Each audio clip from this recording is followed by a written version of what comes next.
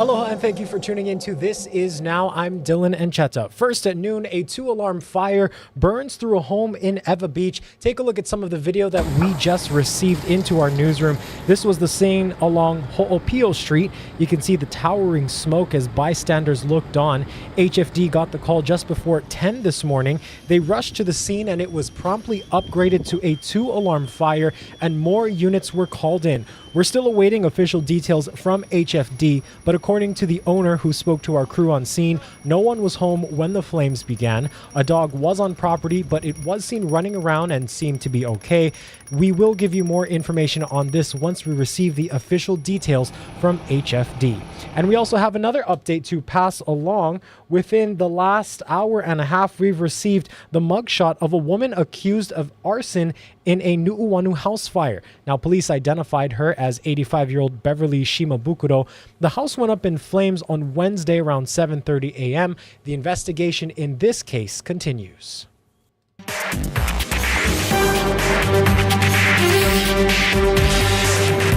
In other news around Oahu, Honolulu police have arrested a man who allegedly pushed someone into the path of a moving bus. The suspect is a man in his 20s. He faces an attempted murder charge. The incident happened on Pi'ikoi Street near Ala Moana Center just before 2:30 Wednesday afternoon. EMS says the 55-year-old man suffered a head injury. He was rushed to the hospital in serious condition. A controversial bill that drew concerns over public safety has been deferred by state lawmakers. Under House Bill 1601, instead of arresting suspects, officers would be required to issue citations for misdemeanors, petty misdemeanors, and violations. And that includes more serious crimes like driving under the influence and domestic abuse. And we have made good progress, but not enough progress. We'll continue working on it, and it may not be until next session that we come back with another version of it. Police currently have the discretion to make arrests for certain non-felony crimes. An update out of HPD, officers have recovered the stolen HPD gun and badge that were reported missing on Tuesday. But however, HPD says the uniform shirt with the name B. Paikai and jacket are still among the items missing. A 43-year-old man was arrested for second-degree theft last night. And on Hawaii Island, the boyfriend of a woman that drowned more than a week ago is now charged in a separate investigation. Police arrested 31-year-old Dylan Gap Sunday evening after he allegedly tried to start a fight with a man in Kea'au and chased him with an ATV. Now, Gap was charged with terroristic threatening and released after posting $5,000 bail. Prosecutors are also reviewing a second case where Gap allegedly damaged a man's vehicle and gate to his property on Keawe Road in Kea'au, and that happened on February 20th. 2 days before that, Gap's girlfriend, Kala'i Reyes, drowned in waters off Hawaiian Paradise Park. Now, authorities have ruled out foul play in her death, saying they reviewed surveillance video of the area, which did not indicate any foul play when she fell. The final autopsy report is pending a standard toxicology test. Out in East Oahu, police are investigating several cases of animal cruelty. The intended targets are an invasive species. The government and nonprofit groups have been trying to reduce their population, but as our Ben Gutierrez reports, some people are turning to force to handle the problem. These felines are some members of a cat colony here at Coco Head District Park, totaling about 30 to 35 felines. Unfortunately for them, someone has been targeting cats with 4 incidents of animal cruelty just in the last week. Hey, babe. 2 cats were shot, and one was attacked by a dog, and another cat was shot in her spine, and now she has persistent paralysis. Animal rescuer Stacy Fujii says one cat was found dead Wednesday morning near a bike track. Another was found shot in the head Wednesday night near Coco Head District Park's baseball fields. In order for this cat to have been shot in the head, either you got to be like an expert hunter, or the cat had to be friendly, and it would have had to look up at you and it's just staring at you, trusting you, and then you shoot them right in the head. Someone also spray painted the message, "Don't feed the cats. Toxoplasmosis kills monk seals." That's a parasite that reproduces in cats but can infect any warm-blooded animal. NOAA says it's killed at least a dozen seals over the years, but the killing of the cats is still a big concern. Fiscal year 2022, we saw about just over 4,800 calls for reports of animal cruelty that were brought to us to the Hawaiian Humane Society. And this past fiscal year, we saw just over 5,000. The Hawaiian Humane Society has partnered with the city to run a low-cost spay and neuter program. Since 2018, about 20,000 have been fixed. But at last check, there is still an estimated 300,000 feral cats on Oahu. And despite signs like this at the Hawaiikai Park and Ride, animal groups say people are still abandoning their pet cats and kittens, and others keep feeding them. Fuji'i has also helped feed them, but it's part of a strategy to help reduce the population. We gotta lure them and kind of train them to eat here every time. So then we starve them for about 1 or 2 days, and then they'll run in that trap, and we can get them home, or get them a home, or get them rested and get them fixed. It's unclear if fixing cats will ever fix the problems caused by free-roaming felines. For now, police are on the lookout for people taking matters into their own hands. In Hawaiikai, Ben Gutierrez, Hawaii News Now. Firefighters in Texas are working desperately to contain wildfires that so far have killed at least 2 people. Jason Allen is just outside Amarillo with the latest. The Smokehouse Creek fire is now the largest in Texas history and has burned more than 1 million acres since Monday. It looked like Armageddon. It looked like the end of the world. In Fritch, Ryan Hightower says she and her family almost didn't make it out of their house in time. We no longer got off of our street, that the entire street was engulfed. Hightower returned to this. Her home is among dozens that burned to the ground just in Fritch. And the danger is not over yet as firefighters continue to battle the flames, helped temporarily by snow and freezing temperatures. The largest fire in the history of the state of Texas cut a path so large that it exceeds the size of some states in our country. There are about 400 to 500 structures that have been destroyed. My 3-year-old, this will be her bedroom. Tyler McCain and his family are still trying to figure out what's next after their trailer home burned down. I want a house. You want your house? That was his 3-year-old daughter's teary reaction to the sad news. And that pain is shared by so many here, now facing a tremendous task ahead. It's heartbreaking, not just for me and my family, but all the other families. More help from state and federal fire teams is expected Friday, in part so local agencies that have come from around the state can return to their own communities ahead of more fire-friendly weather conditions coming this weekend. Jason Allen, CBS News in Fritch, Texas. The race for the Republican presidential nomination is continuing in Washington, D.C., where voting is underway. But an even bigger prize is just 5 days away, and that is Super Tuesday. Willie James Inman is in Washington with the latest from Campaign 2024. And who says there are no Republicans in D.C.? Nikki Haley is campaigning for last-minute support in Washington, D.C. as district Republicans start voting in the GOP primary. Don't complain about what happens in a general election if you don't vote in this primary. It matters. Former President Donald Trump has beaten Haley in every state that has voted so far.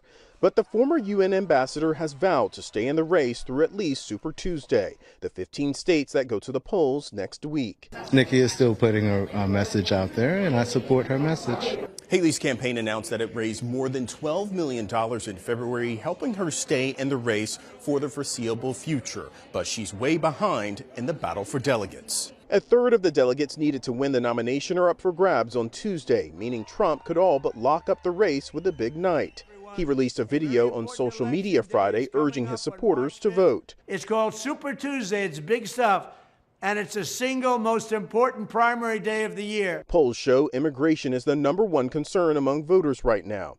And both President Biden and former President Trump were about 300 miles apart in Texas Thursday visiting the U.S.-Mexico border, talking about the issue that could swing the race. Willie James Inman, CBS News, Washington. Of course, political headlines can be tiring, with a lot of them focusing on the upcoming presidential election. But there's also something else to talk about, and that is the balance of the Senate. Here's Noah Pransky with how it could impact your life and community. The race for the White House always gets the top headlines, but which party will control the Senate next year? And it's wide open. Maybe just as consequential to the laws we live by, to the debt we'll take on, and to whether we invest as a country in things like green energy, a border wall, or paid family leave. Let me explain why, and the reason why the math is so significantly tilted in one party's favor this year. See, the Senate is made up of 100 members. Currently, 49 Republicans, 48 Democrats, and 3 independents who usually vote with Democrats. With 51 votes, or 50 plus the tiebreaker from the vice president, you get to control everything the Senate does, and which priorities from the House and the White House that you want to block too. For example, neither President Biden's 2021 pandemic aid package nor his 2022 Inflation Reduction Act would have likely ever seen the light of day had Republicans won just one more Senate seat in 2020. Both Democratic bills passed by a single vote. But this year, Republicans can take back control by flipping just a couple of seats, or by winning one and the White House tiebreaker. This is where the deck is stacked in Republicans' favor. With West Virginia Democrat Joe Manchin retiring, that's likely the first seat Republicans need right there. The electoral makeup of West Virginia all but assures the outcome. In fact, the demographics suggest we already know which party will win 22 other contested seats as well. So let's instead focus on the 11 seats that will determine who controls all these important conversations the next few years. Only 2 of them are currently held by Republicans, Ted Cruz in Texas and Rick Scott in Florida. Congressional observers currently rank these races as not competitive at the current time, which means Democrats can't afford to lose a single one of the remaining 9 seats. That includes Montana, where Donald Trump won by 16 points in 2020, Ohio, where he won by 8, and a bunch of other swing states where neither party can take any election for granted. And while Democrats have some strong incumbents this year, if Republicans flip just one of those seats or win the White House tiebreaker, it'll be the GOP that gets the gavel. So if you live in one of 2024's key Senate states, make sure your voice is heard this fall. And if you don't, maybe you know someone who does and could use a reminder about the importance of that vote. Noah Pransky, NBC. 2 climate activists have been charged with vandalizing the U.S. Constitution display at the National Archives. According to the Justice Department, Donald Zepeda and Jackson Green were charged with felony destruction of government property. Prosecutors allege they were the 2 men seen in a social media video standing in front of the display and giving a speech about climate change. Red powder was also dumped on the encasement that protects the Constitution. Prosecutors say the 2 are members of the Declare Emergency Climate Protest Group. Prosecutors say the stunt caused more than $50,000 in damage, and the rotunda had to be closed for 4 days.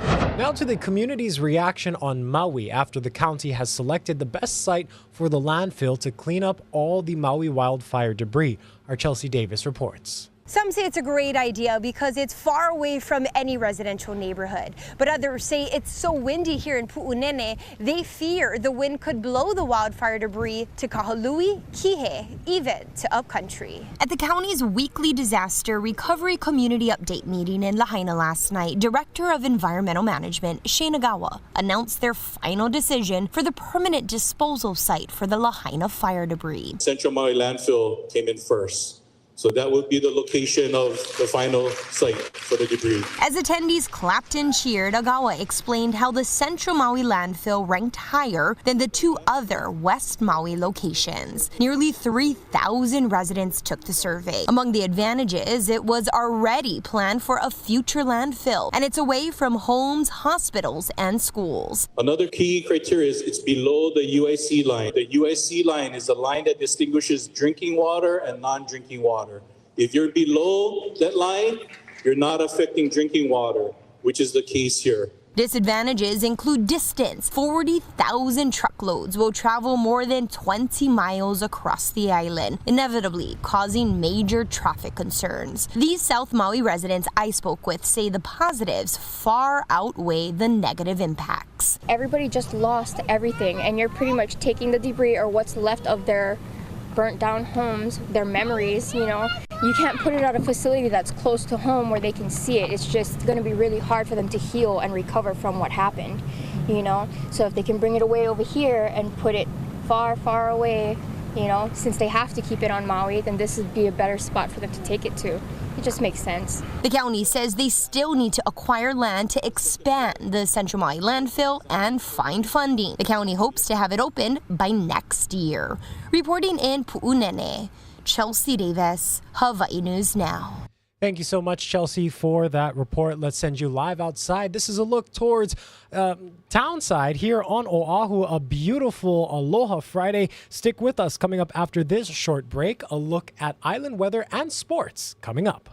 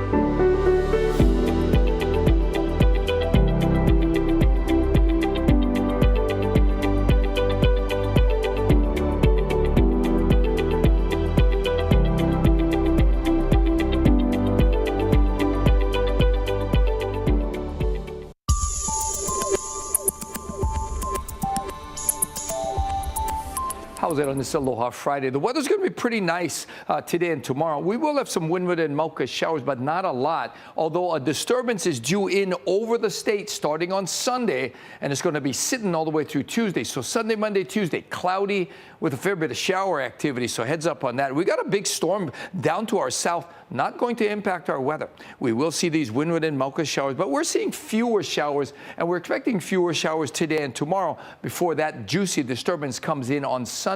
And these winds, they'll last beyond that. They'll run at breezy levels today all the way into the middle of next week, maybe even beyond that. So we're going to see a nice day today. Start out a little damp, only for a handful of windward spots. Leeward side should be fairly dry today, and those winds will run breezy again, 15 to 25 miles an hour for the next several days.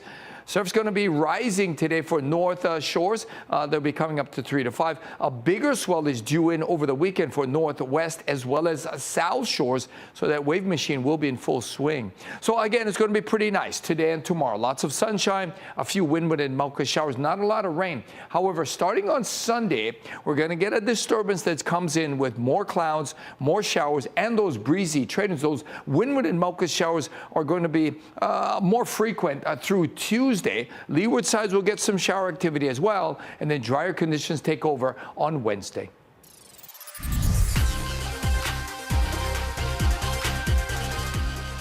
Hey, happy Aloha Friday, everyone. Davis here in the Digital Center with your weekly sports recap. We'll start off with the Rainbow Warriors football. The new 2024 schedule just came out, and it's a packed one. The Bows were supposed to start with the University of Oregon. However, that game has been replaced since Oregon added Oregon State to their schedule. They wanted to keep that rivalry between them. So instead, the Bows are starting off with Delaware State.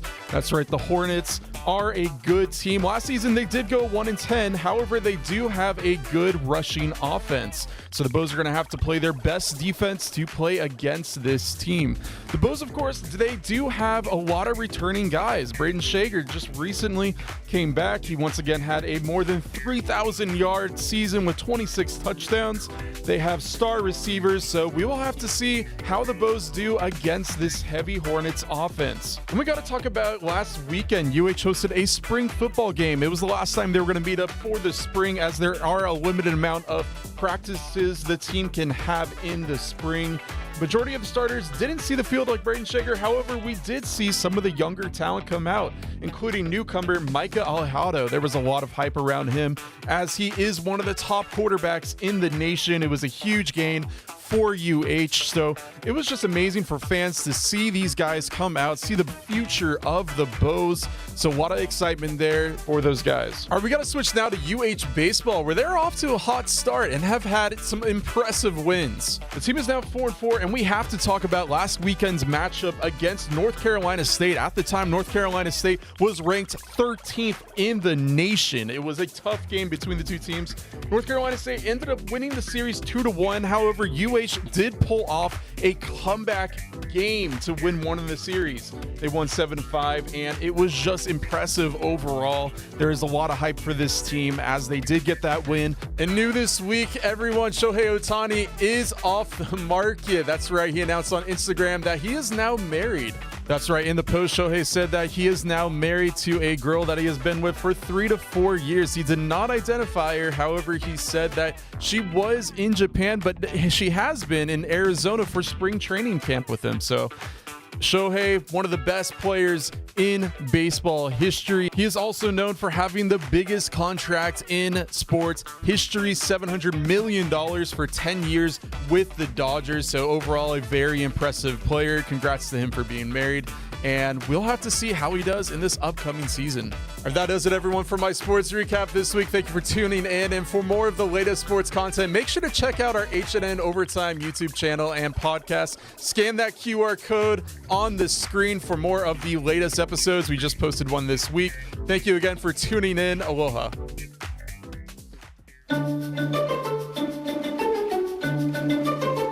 Thank you so much, guys. In today's news from the feeds, the infamous Sopranos diner booth and C-3PO's decapitated droid head. All of these are up for grabs because they're going on auction. That's the stories in today's Take a Look at This. Are you a big Sopranos fan? How would you like to own a piece of the famous mobster show's history? Hey, forget about it. That means yes, by the way. And also no, actually.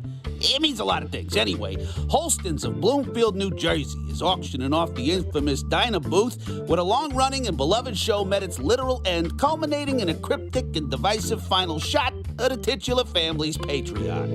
The restaurant is renovating and offering the booth to the highest eBay bidder, but with a starting price of 50 G's, you better make them an offer they can't refuse, capiche? Another upcoming pop culture prop auction will have hardcore Star Wars fans bellowing, "Bring me the head of C-3PO." That's because Anthony Daniels, the actor behind the famous droid, is selling said head in a Hollywood memorabilia auction. The golden mask, which Daniels wore while filming The Return of the Jedi, is expected to go for anywhere between $500,000 to $1 million. So only the hardest of hardcore Star Wars nerds with money to burn and a penchant for decapitated droids need apply. Finally, another rare golden mask was up for auction, but this one is already off the table. An ultra-rare limited edition Lego mask made of 14-karat gold was auctioned off for a whopping $18,000 after being found in a box of jewelry donated to a Pennsylvania Goodwill store. Reportedly one of only a few promotional gold masks from Lego's short-lived Bionicle line, the piece's impressive sale will go to benefit Goodwill's mission of helping those in need. For Take a Look at This, I'm Jeremy Roth.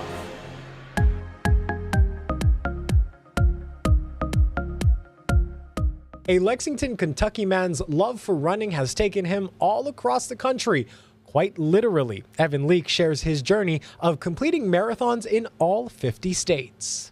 They say life is a marathon, not a sprint. A saying Dale Bittner has taken in stride. I've been with Lexington Public Library for just over 25 years. I originally came to Lexington to go to graduate school, and even though I never finished that degree, I stayed here in Lexington and I started working for the library. I'm very comfortable around books. So many chapters of Dale's life have been written in Lexington, but our story focuses on what's taken him elsewhere. I had lost a lot of weight and decided that I wanted to give running a try. My first half marathon, I ran just under 2 hours. My first full marathon, I did just under 4 hours. Once I started kind of doing it, I couldn't quite get enough. Race after race after race, Dale has been bitten hard by the marathon bug, and he's got plenty to show for it. Little Rock is known for their giant medals. Maui, which has a whale on it. We saw lots of whales when we were there. This was from my very first marathon here, April 6, 2014. Detroit, Delaware, Idaho, Utah, Wyoming, Florida to California, even Hawaii and Alaska. Dale has done it. Run a marathon in all 50 states. Just been able to see the country and all the different interesting things and adventures that I've gotten to have along the way. Dale really has come a long way through the obvious physical challenges, but also emotional hurdles. This one is like one of the most plain medals, but it's for that 50-mile race that I ran in honor of my first wife. Dale's first wife, Leslie, who passed away in 2018. I had that little bib on my back, and some people would come up and talk to me about it during the race a little bit, and it's like, it's very hard to run when you're getting emotionally choked. Amazing story indeed. Thank you all so much for watching. Have a great Aloha Friday.